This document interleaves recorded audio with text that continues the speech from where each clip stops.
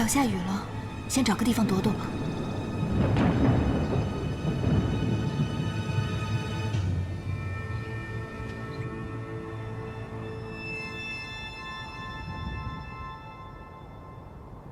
听说太子在此处降服了金泥兽，若是早得了消息就好了。在天宫这数万年，都未曾有机会与太子殿下说上半句话。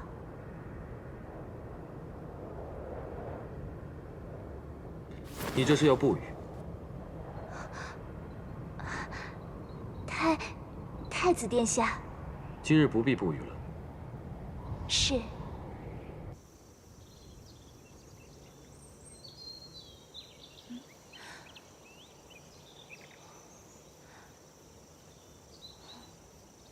乌云这样就散了？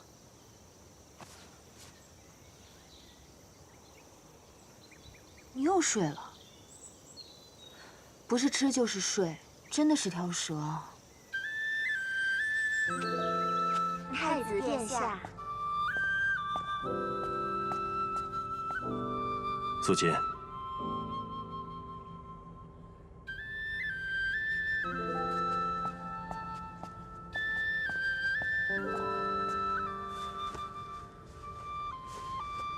天君，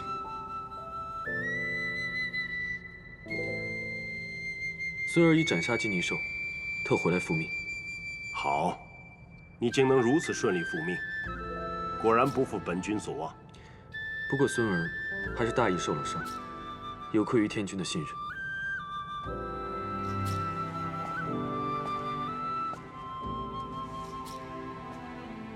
可严重？无妨，轻伤而已。只是伤口处理不当，还需重新包扎。红莲业火并非等闲妖法，不要掉以轻心。是。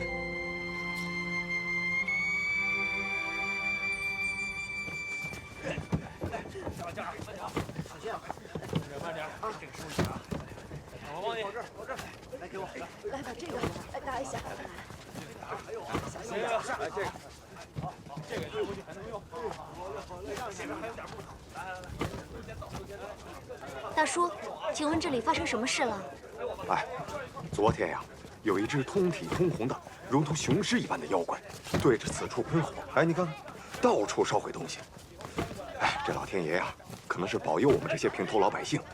哎，突然呐，黑龙现身降雨，哎，将这火呀全熄灭了不说，还一个霹雷把那妖怪给劈死了。那妖怪可是如同雄狮一般模样？差不多都这么传。金泥兽。哎，大叔，您知道妖怪的尸体在何处吗？哎，你这姑娘好生奇怪，还要看什么妖怪的尸体？我不知道，不知道。当初，大哥就是和父君的坐骑金泥兽一同失踪的。若真是金泥兽，就一定会找到大哥的线索。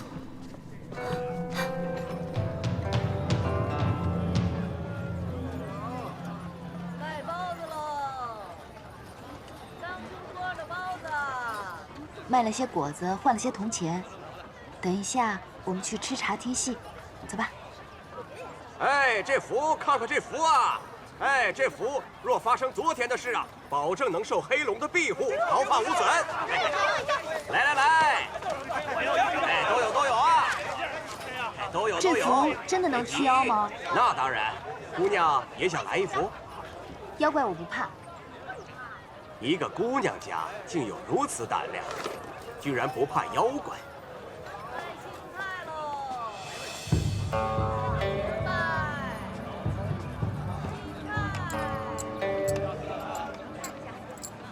他是被打翻在地，说时迟那时快，只见这英雄一个耀马翻身将那老虎骑在胯下，他是挥了3拳2脚。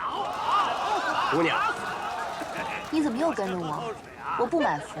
贫道只想问问姑娘这扇子的来历。捡的。卖给贫道如何？不卖。这扇子是我捡的第一个物件，我要留着做个念想。哎，留它有用，何必要强行留它呢？我说不卖就不卖。哎，姑娘，你看你，哎，你，姑娘，为何在贫道画符之时偷走了贫道的扇子？谁偷你的扇子了？还给我！就是你！哼！刚才贫道在门外画符，你上来凑热闹，趁我不备就偷走了贫道的扇子。这扇子是我捡来的。哎，你，大家看一下啊！来，姑娘，既然你嘴硬，我们何不找一中间人做个见证，看看这扇子到底是谁的？扇子本就是我的，何须旁人评判？如若这扇子真是姑娘的，那你知道这上面画的是什么？又是何人题的字？是啊，有道理。我之前并未仔细看过。你当然不知道，哪怕你知道了，你也不知道这扇子的来历。这可是我祖师爷传下来的，传到我这里已经好几代了。哼，此扇画的是仙山昆仑图，此扇乃仙家法器玉清昆仑扇。玉清昆仑扇。嘿嘿，姑娘还有何话可说？来，这位公子看看贫道说的可有假？的确是一把宝扇啊，道长所言极是啊。是啊，贫道只想寻回祖师爷的宝物，并非想与姑娘纠缠。你还是快走吧。这扇子并非你的东西。这么多人，这么多双眼睛看着，难道我能颠倒黑白，冤枉你不成？这明明是我在俊极山捡过来的。俊极山不是早就没人去的荒山了吗？是啊，姑娘说话真是越来越离谱。你将扇子还给我！还你？哼，我没送你去见官，就已经便宜你了。道长这话怕是说反了吧？你又是何人？此扇是我一位故友的，并非什么祖师爷的宝物，所以我更愿意相信这位姑娘所说的话。胡说八道！我就问道长一句话，这扇你可会用？这既是宝扇，怎能随便用？哦，道长这就害怕了吗？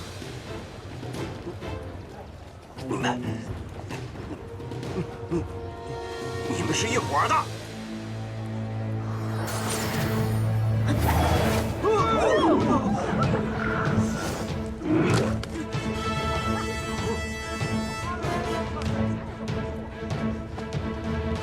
此扇是个呼风唤雨的法器。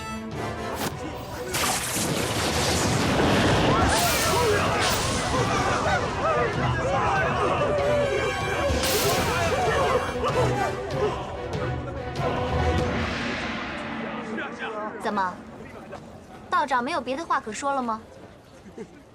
我那位朋友可是眼睛里揉不得一粒沙子的人，若是让他知道他的法器被一个破道长据为己有，怕是会把你丢到不知道什么地方去，再也看不到这凡间景象了。贫道不识泰山，不识泰山，贫道不识泰山。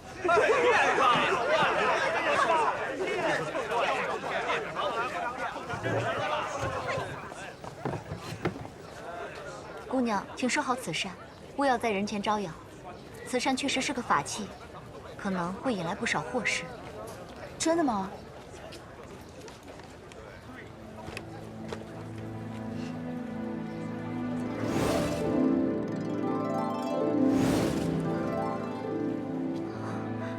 方才看到姑娘，像是看到了我那位故人。可惜他是个男人，你是个女人。我看起来竟像个男人吗？神似而已。姑娘，告辞了。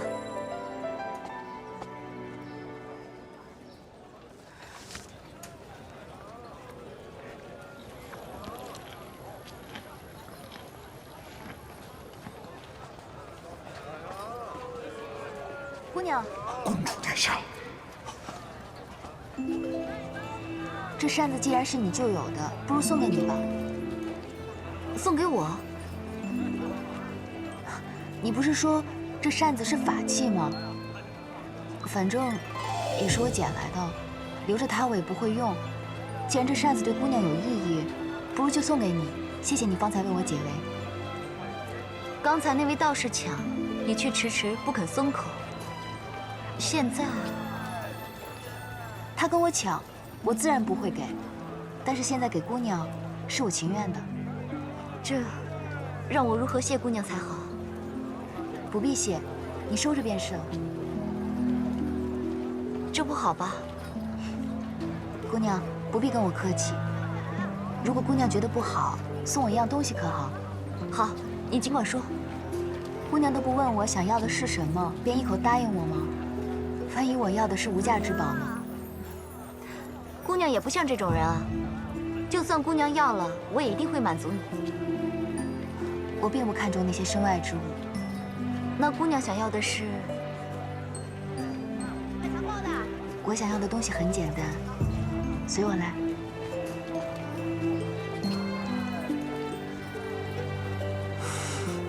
殿下怎么会跟这个凡人似的？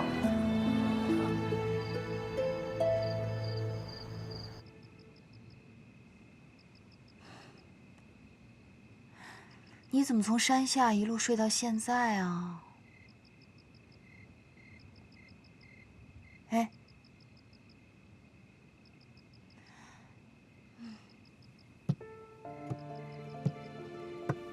现在才9月，你就已经冬眠了吗？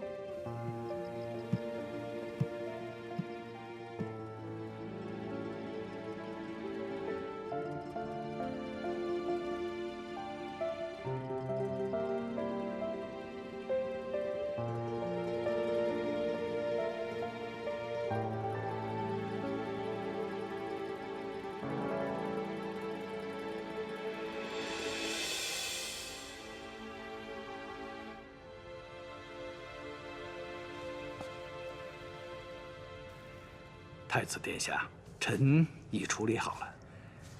只是臣发现，太子手腕上的伤，并非是红莲叶火所伤，而是东荒特有的腐肉草所致啊。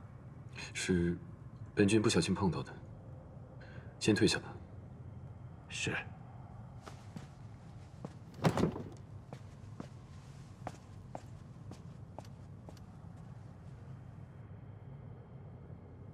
方才我跟你说素锦的婚事，你没什么要说的吗？没有。好，那我们说点正经的。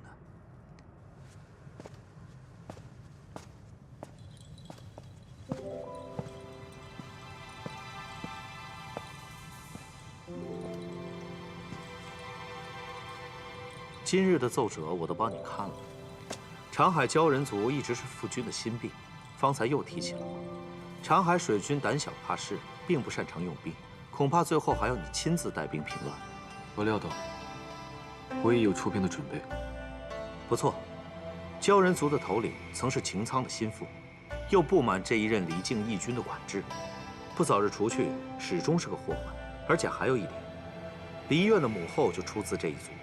幸好当年天君听了东华帝君的话，扶离境上了位。如果让梨苑继位，恐怕今日会更麻烦。就算当年是梨渊上位，也不过如此。擎苍那2个儿子，都不是什么君王之才，自然是比不上你，一出生就是储君，也从未让我们失望过。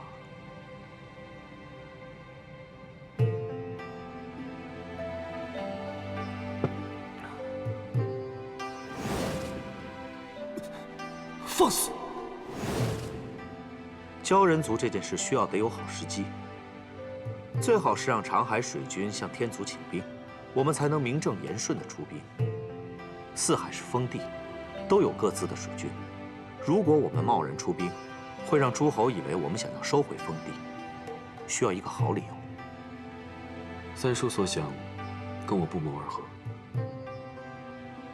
那鲛人族的事儿就算说完了。啊，我就帮你带了这1日的朝事。也就这么一桩大事，却如此心累。来，说点私话。是你的私事。什么事？你和青丘白浅的婚事。天君方才在大殿上，命大哥和众仙官商议迎亲的礼仪。毕竟是胡帝唯一的女儿，马虎不得。方才定下的婚事，为何如此急着迎亲？我也不懂夫君为何如此着急，恐怕是因为你二叔出那档子事儿，怕再有变故得罪青丘吧？你去哪儿啊？找司命星君问些话。哎，表哥。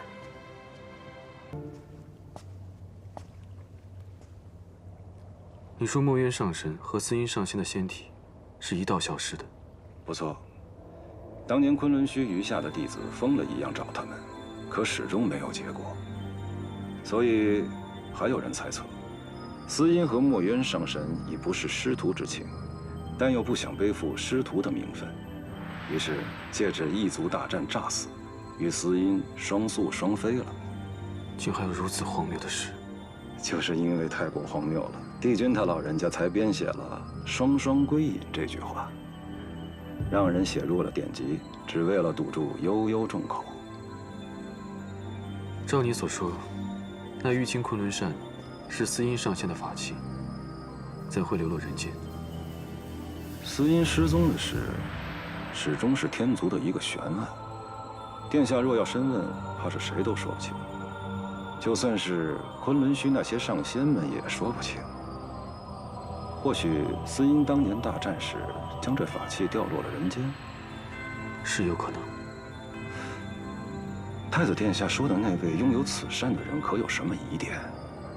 他只是个凡人，没什么特别的。你先下去吧。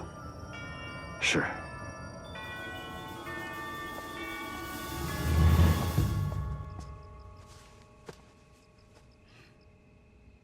喂，你都睡了7、8天了，还不醒过来？嗯，这还没到冬天呢，你怎么就冬眠了呀？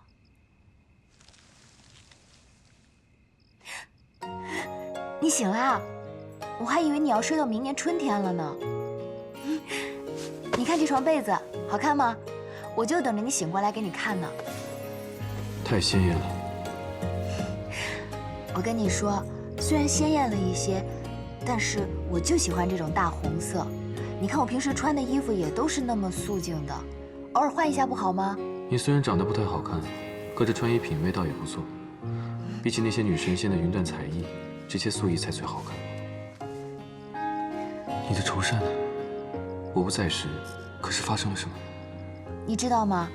虽然现在是9月，还不是特别冷，但是我听说喂，蛇之所以你不要再拖了，就是因为你一个未出阁的姑娘，在我面前宽衣解带，成何体统？好心的姑娘给了我这床被子，我们一起盖上就不冷了。来，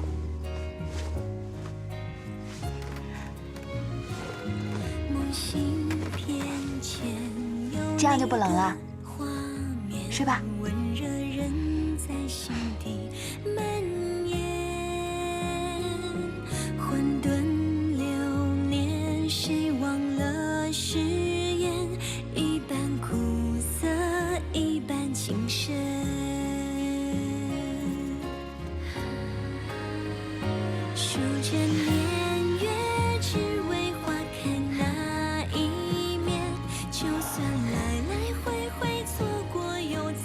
玉清昆仑扇是个厉害的法器，你一个凡人既然无法用，丢了也好，免得浑水暴露，招惹太多。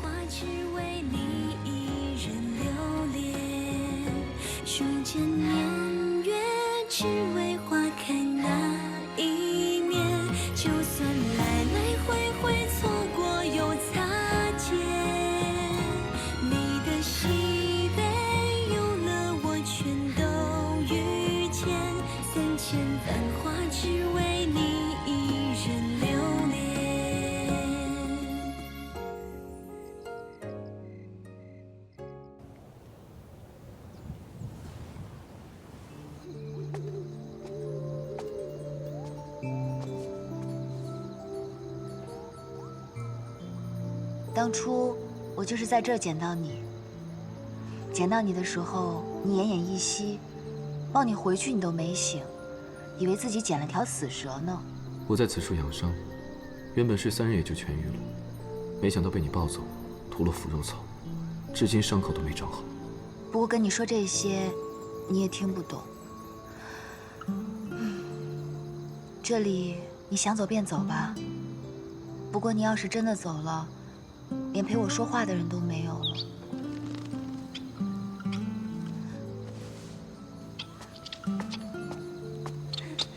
小翠鸟，小翠鸟，你受伤啦？你跟我之前走失的那只很像，你不介意的话，就跟我回家吧。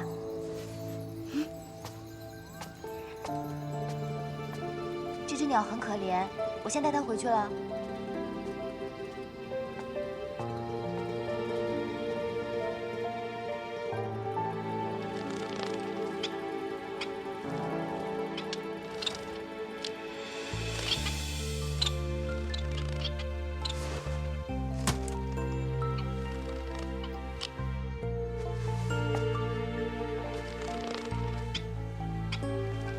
对你而言，我跟这只翠鸟有什么区别吗？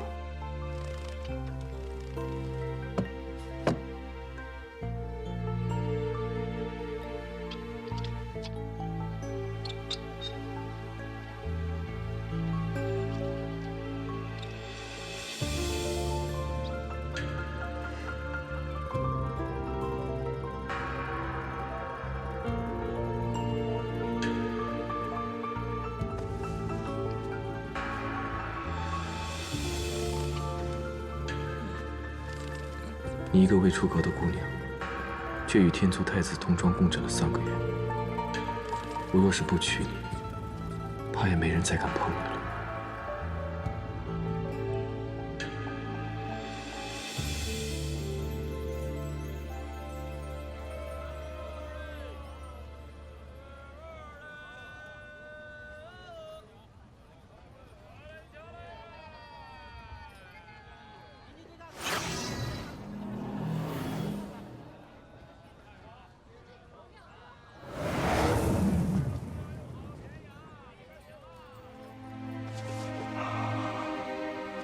金泥兽，公主殿下，你竟还活着！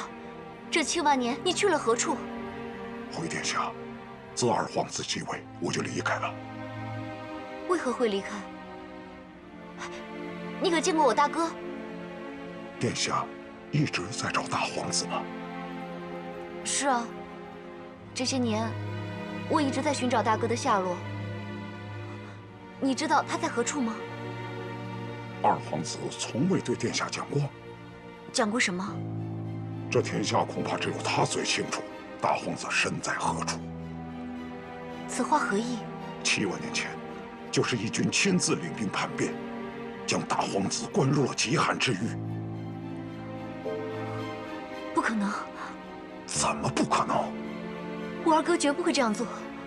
倘若是大皇子亲手将义军生母杀死的呢？你说什么？大哥将二哥的生母杀死？殿下不要出声，有天族的味道。天族？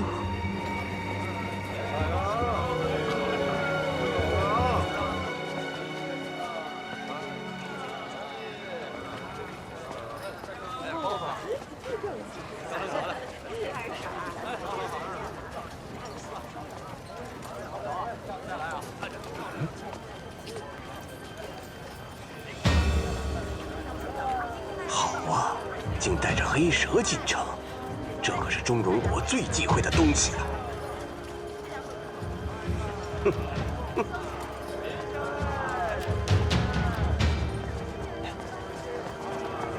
哎，又是你，姑娘，还记得我呀？上次就是你抢我扇子，我自然记得你。上次你让我颜面丢尽，我就是在梦里面也能恨得醒过来。幸好今天又让我见到你。你想做什么？怎么着？你干什么？我让大家看一看，你这里面到底是什么东西！大家快来看一看，这妖女又来了。那日，她伙同另一个妖女，抢走了我祖师爷的宝物。我为了城中百姓，一直未曾离开，就是想有朝一日揭开这妖女的真实面目，还大家一个真相。这姑娘可真倒霉啊，算是被你给盯上了啊！前几天你抢她扇子不说，还被路见不平的美人儿教训了一番，怎么着？失心疯了？又来闹腾了？是啊，别怪老道不告诉你们这篮子里边是什么东西，这里边可是最邪之物——黑蛇。黑蛇，妖怪呀！怎么着？怕了吧？你这道士上次就骗了我，你说是黑蛇，你以为我们会信啊？对呀，你若不信，我就揭开这个破布，让你看看。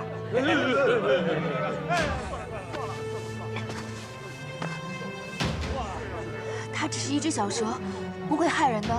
姑娘，听你这意思，篮子里真的有黑蛇啊？不错，但它并不是什么邪物。真有邪物啊！不要！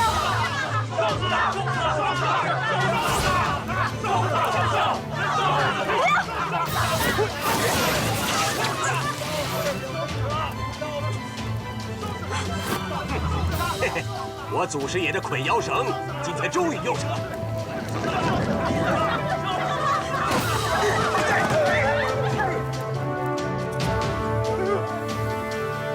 真的有黑蛇！真有啊！真有啊！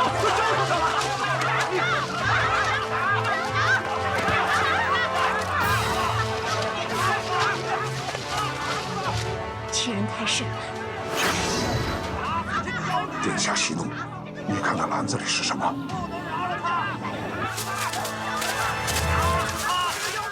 是龙。他带黑蛇进去。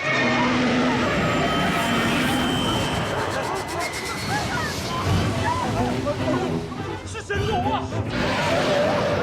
神龙，是神龙啊！真的是神龙啊！神龙！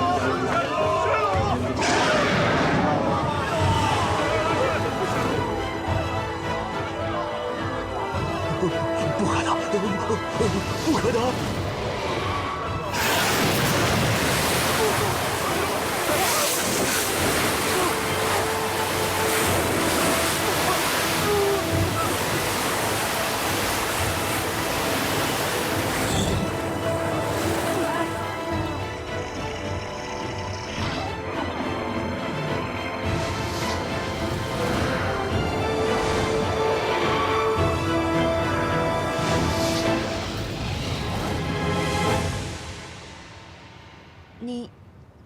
你不是黑蛇吗？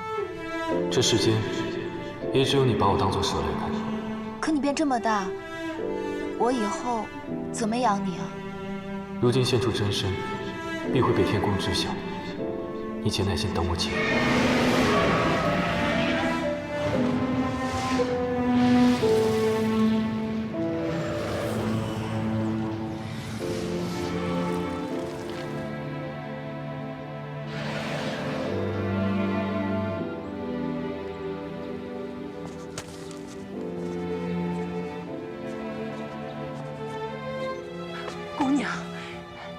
姑娘，这黑龙救过我与孙儿的命，婆婆没有什么好报答的。姑娘可否来家中吃顿便饭？不必了，婆婆，你的救命恩人是他，不是我。姑娘，方才是我们冤枉了你。对啊！姑娘，你一定要留下来啊！留下来，让我们弥补一下啊！不必了，太晚回去，天色就该暗了。哎，姑娘，你可不能如此就走了呀！是啊，姑娘，你这样走，我们会很愧疚的。姑娘，你留下吧，姑娘，你留下吧，姑娘，别走啊！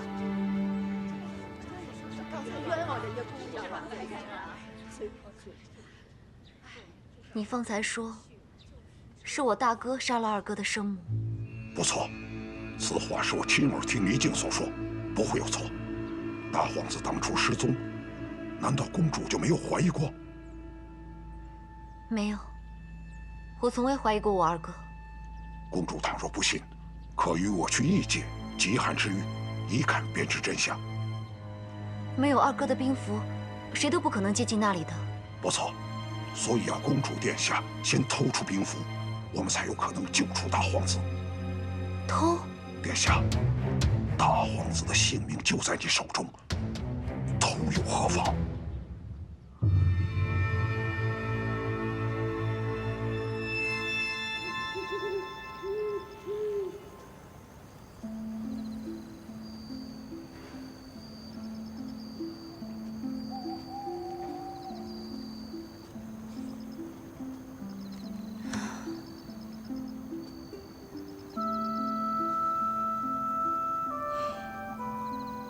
养了你这么久，都不知道你是一条小黑龙。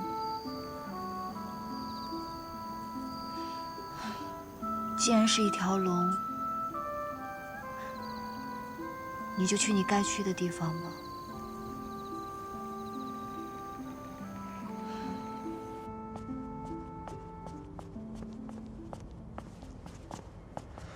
不知太子殿下找小仙所为何事？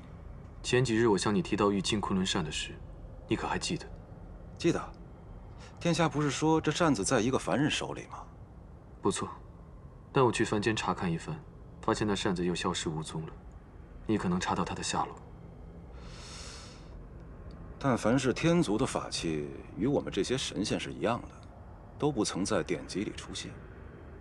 不过殿下，若真是对这凡人有兴趣，小仙倒是可以为殿下翻看翻看这凡人的韵簿。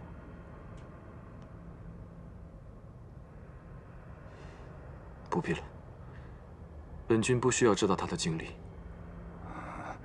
是小仙多事了。说到这个，我倒是想让你去凡间帮我办点事。殿下，请说。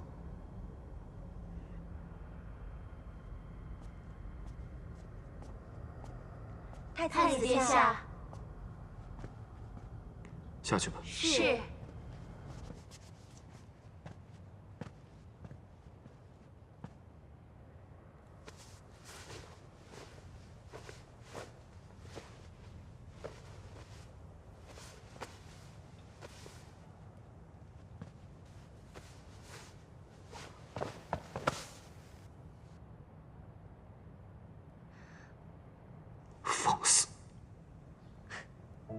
在这宫里，就你最喜欢凶我。天君已定了日子封你做侧妃，你不该再来这里。可我想，最后再侍奉你一次，不行吗？从你1万岁开始，我就日日陪着你读书，晨课晚课我都陪着你。你就不能成全我一次吗？退下。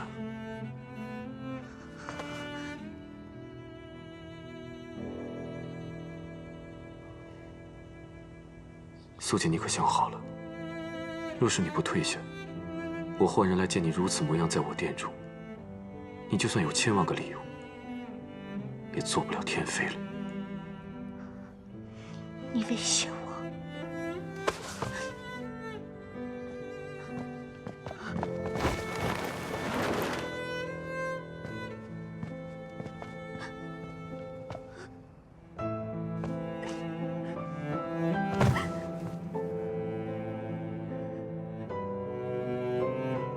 大好年华，若不是为了你，又怎会嫁给天君？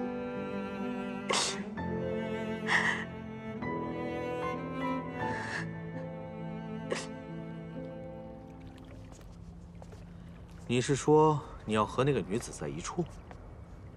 不错。你小子也有今天，知道女人是什么了？并不像三叔想的那样，她对我而言，就像是曾经丢了的什么东西，经历了千千万万，终于找寻到了。三叔，你可明白我说的是什么？当然明白，说了这么多，用3个字就够了。什么？动情了。与其说是动情，不如说是报恩吧。报恩？就你被赤炎金泥兽弄了那么点小伤，也值得你说报恩2个字啊？哎呀，不用不好意思啊。照你的话说，你们俩就是有缘呐。而且你在凡间和他同床共枕了几个月，虽然在天上也就几个时辰吧，不过也算是破天荒了。你往回想想，你活了几万年，多少宴席，多少女仙想与你多说一句话，你可曾给过机会？所以，若非动情，又怎么可能与他同床呢？好了，别再争了，情呢，动就动了，咱们继续说。说什么？你把三叔找来，不就是想问我，怎么样才可以让他喜欢你吗？不错。不过这凡间女子吧，我倒是没接触过。有句话说得好，自古美女爱俊郎，没有哪个妙龄女子不喜欢俏郎君的。你走到她面前一站，对她笑一个，保证她骨头都酥了。不屑用美男计啊？好，那换个别的。自古美人爱英雄，你去那山上放个妖怪，出来吓吓他，吓得他魂不守舍的时候，你就提着清明剑英姿飒爽地冲出去把那妖怪给打死。于是你就成了他的救命恩人，他无以回报，只能以身相许喽。所以当初三叔就是以这种方式骗程昱对你以身相许的。程昱和我在3万年前就缘尽了，那是前尘往事了。还以你好好提他干嘛？继续说你的，这法子行不行啊？这法子行不通，三叔。前几日我在他面前现出真身，他竟然一点都不害怕。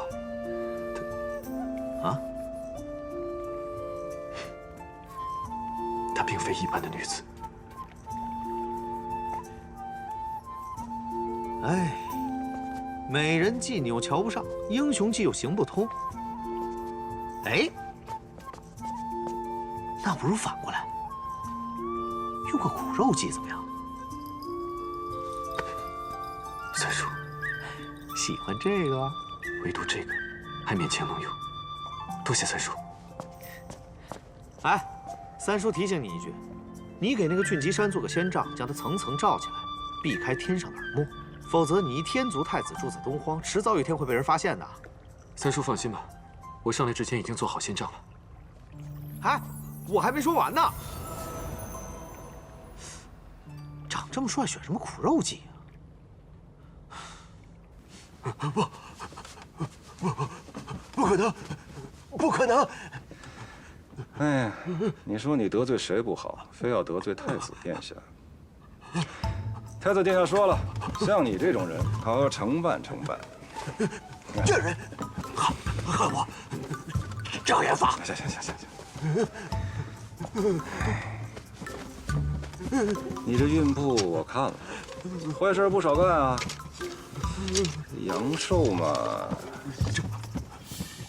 哟，阳寿就到今年。我大老远跑了一趟，得给你写点什么才好呢？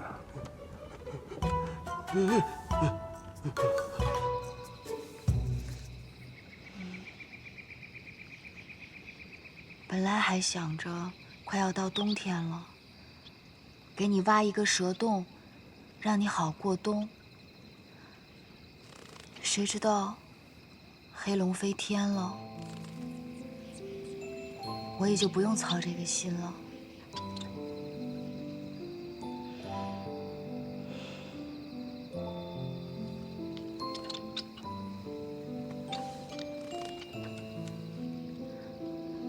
走吧。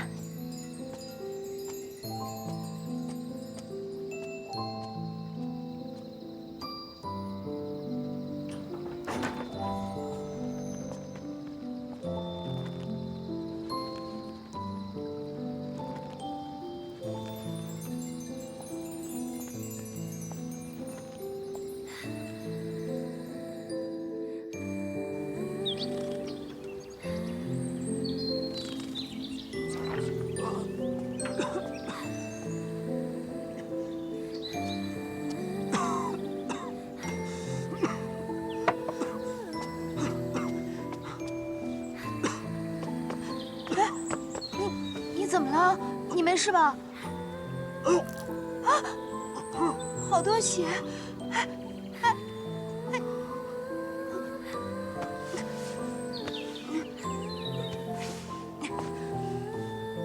完了完了，这些草药是给翠鸟还有小黑蛇用的，也不知道人能不能用。哎，你不要动，不要动！你刚刚流了好多血，你没事吧？姑娘不必担心，只是小伤而已。你还小伤？你一直都在流血，你在这待一下，我药马上就弄好了。你等我一下啊。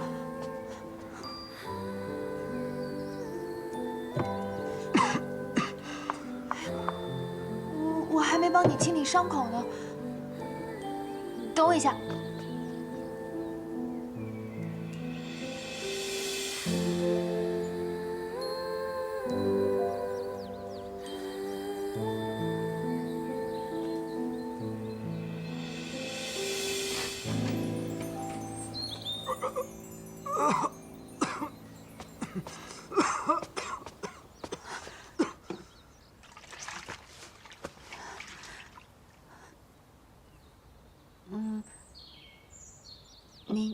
你方便自己脱衣服吗？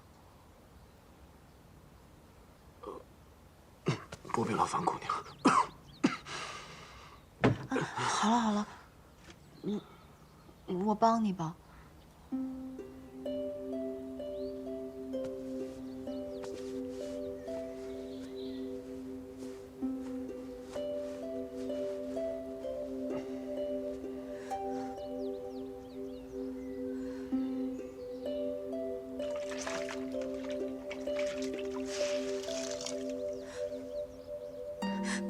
我帮你擦一下，有点疼，你忍着点儿。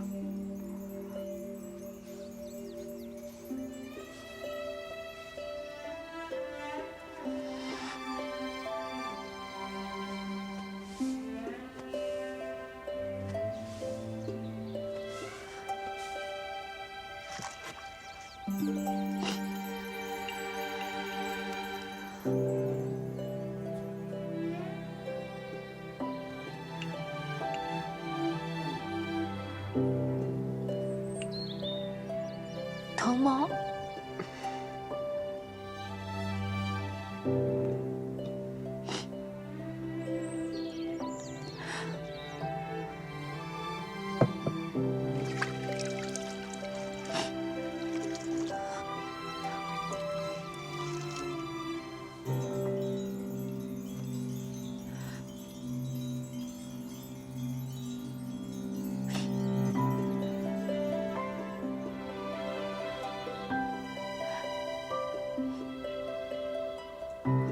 我去帮你换一盆水吧。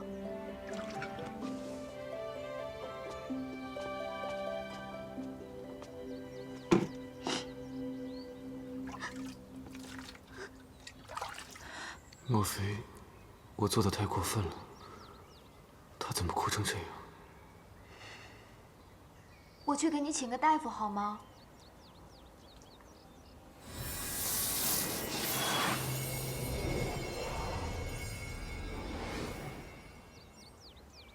我还是帮你去找个大夫吧，这些药只能用来医小动物。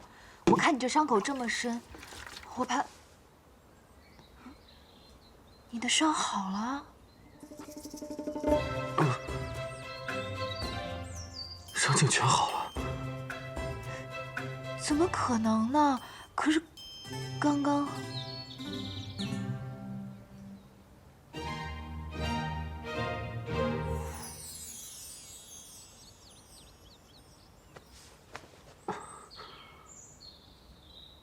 素闻东荒俊极山有奇草，是疗伤圣药。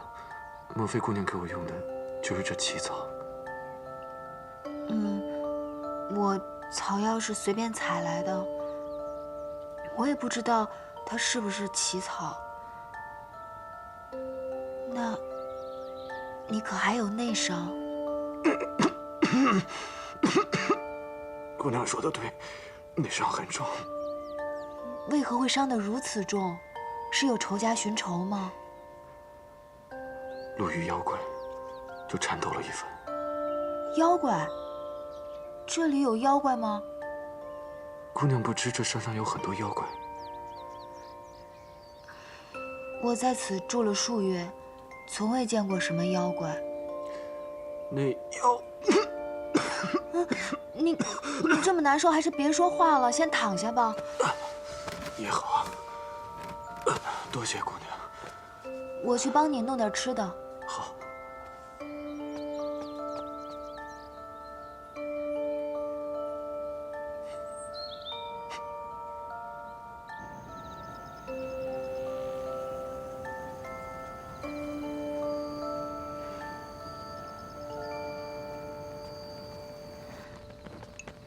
我在山下用1筐枇杷，只换了很少的米，也没什么菜。辛苦姑娘了。来。好。看你这样子，还是我喂你吃吧。不敢劳烦姑娘。没事儿，反正我平时也经常照看一些受伤的飞禽走兽，不麻烦的。姑娘果然心善。这山上只有我一个人在居住，镇子又远，与其说是收留他们，不如说是让他们陪我。否则只有我一个人，实在是太孤单了。我看你伤得这么重，不如你先留在这休养吧。反正我换的米应该够你吃上几日。多谢姑娘。你的呢？我今天煮的粥好像不够多，你要是没吃饱的话，我再去帮你找些果子来吧。姑娘，姑娘是在下的救命恩人，可否告诉我你的名字？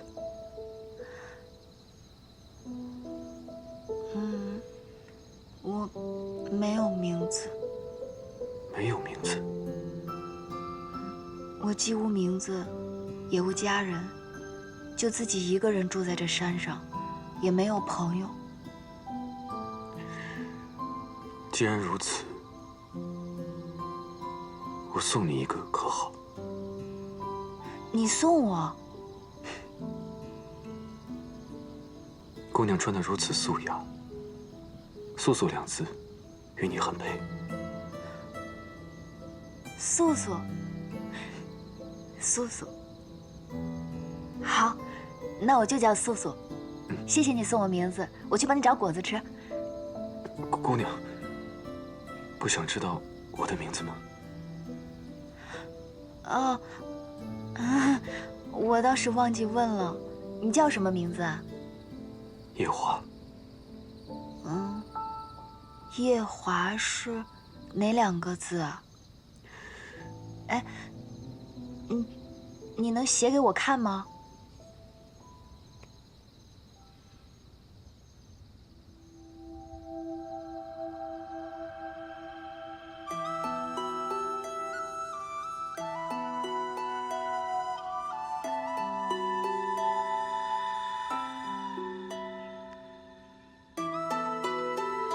我知道了。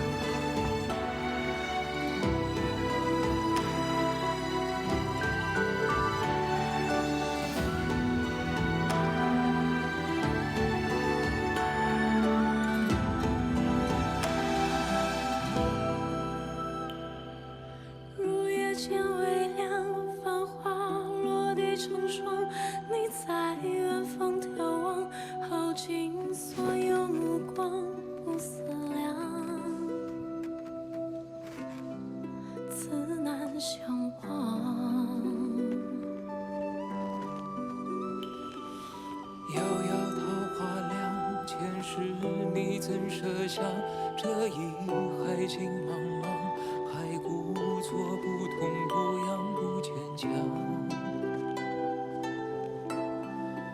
都是假象。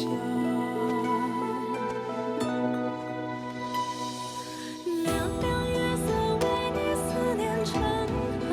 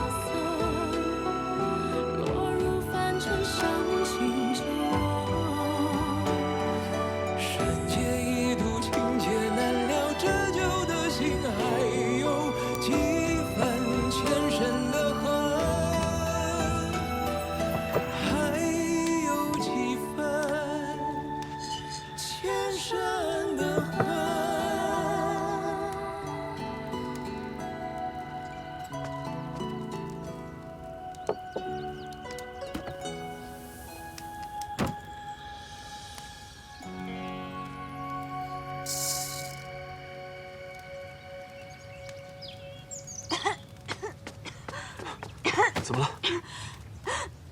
哎，我是不是碰到你的伤口了？无妨。那就好，快走。出什么事了？我就是想烧点东西给你吃。你烧点东西会有如此浓烟？一向都是这样的呀。我来这里之前，你是如何生活的？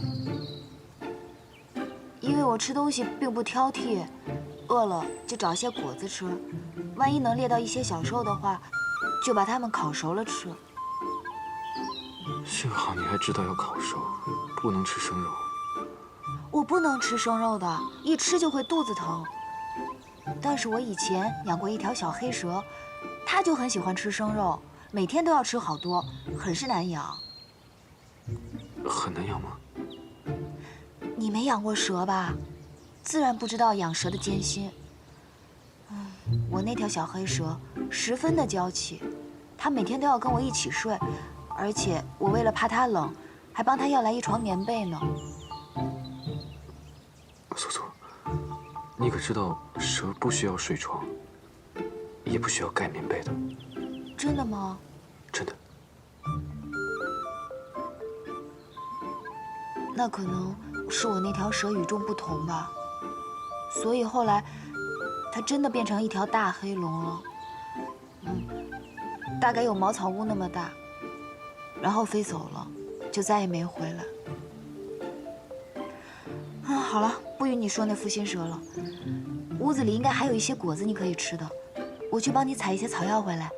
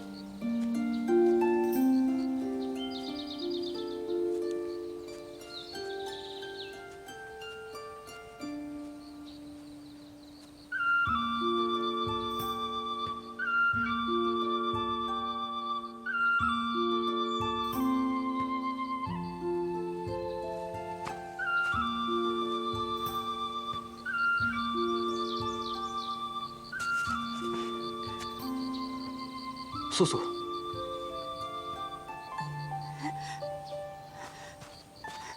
你怎么来了？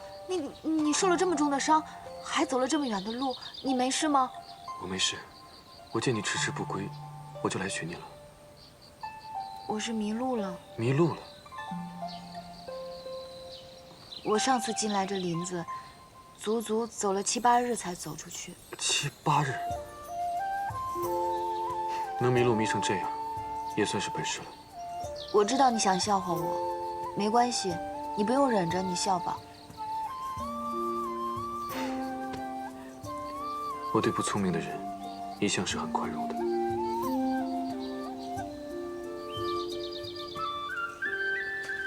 你本就受了伤，又走了这么远的路，怕是没力气再走回去了吧？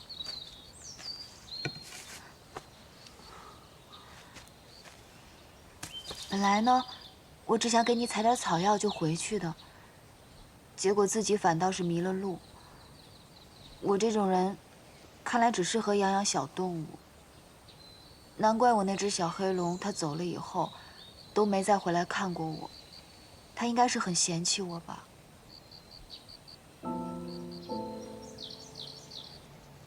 你很想他？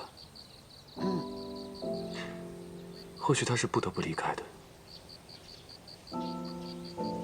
龙是上古神族，出现在凡间，大多是为了降妖伏魔。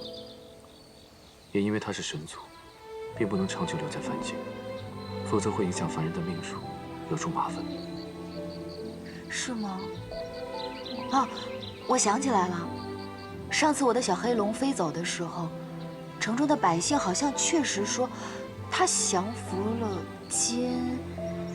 赤焰金泥兽。对，金泥兽。你怎么知道？看来咱们今夜怕是要在此处住上一晚了。你弄个火堆，我给你讲讲。好，你等我。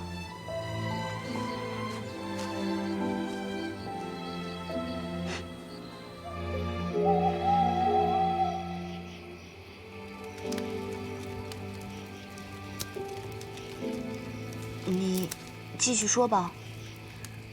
累不累？不累。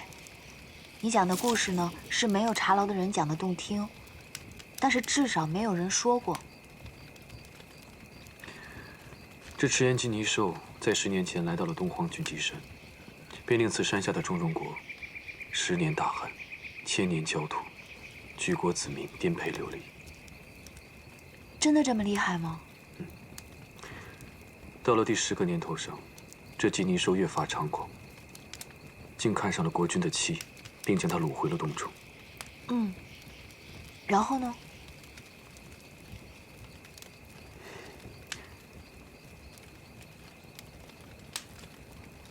染指了。哦，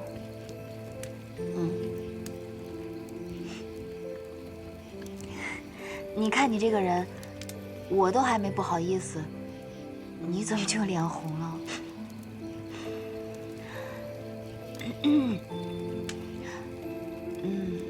那你就继续说吧，把故事说完。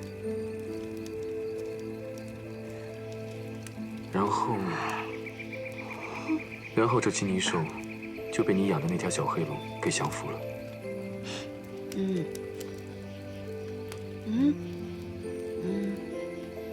然后呢？然后，那黑龙虽然打败了金泥兽，却也受了点小伤。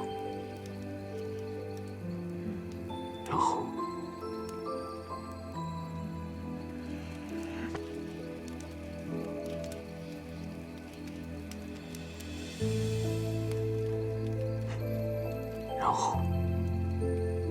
就遇到了你。